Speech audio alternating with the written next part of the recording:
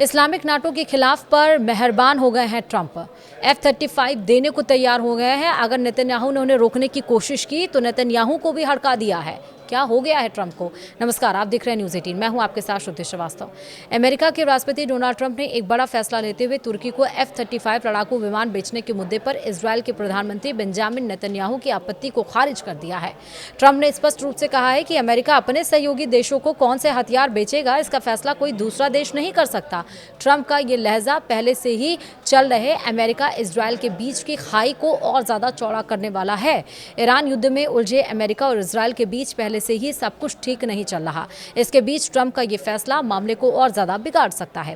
Donald Trump ने air force one में पत्रकारों से बातचीत के दरमियान कहा, कोई मुझे यह नहीं बता सकता कि अमेरिका क्या बेचे और क्या नहीं। उनका यह बयान दरअसल इजरायली पीएम बेंजामिन नेतन्याहू के लिए मैसेज था, जो इसका विरोध करते आए हैं।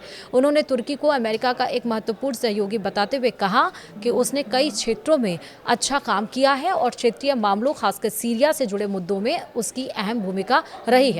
वहीं डोनाल्ड ट्रंप ने यह भी माना है कि तुर्की और इजरायल के रिश्ते अच्छे नहीं हैं। तुर्की के राष्ट्रपति और प्रधानमंत्री नेतन्याहू के बीच भी मतभेद है। इसके बावजूद उन्होंने ये कहा कि अमेरिका और तुर्की के संबंध मजबूत बने हुए हैं। दरअसल नेतन्याहू ने हाल ही में चेतावनी दी है कि अगर तुर्की को F-35 जैसे आधुनिक स्टील्थ लड़ाकू विमान दिए गए तो मिडिल ईस्ट में पावर बैलेंस बिगड़ सकता है। नेतन्याहू का ये मानना है कि ऐसे आधुनिक फाइटर जेट उसे मिलने से क्षेत्र में तनाव बढ़ेगा और तुर्की की सैन्य ताकत में बड़ा इजाफा होगा।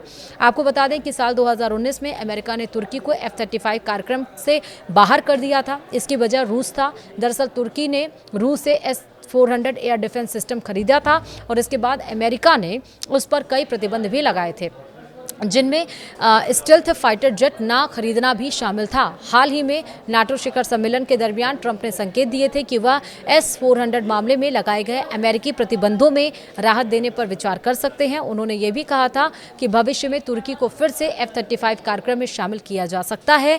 ट्रंप की ऐसी बयानबाजी के बीच वॉशिंगटन में जल्द ही इजरायली पीएम से उनकी मुलाकात होने वाली है और इस पर सबकी नजर है।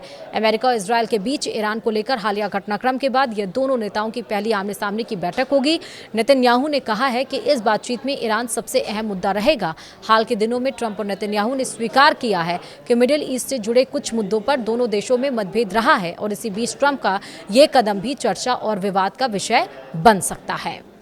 फिलहाल वीडियो में इतना ही। नमस्कार।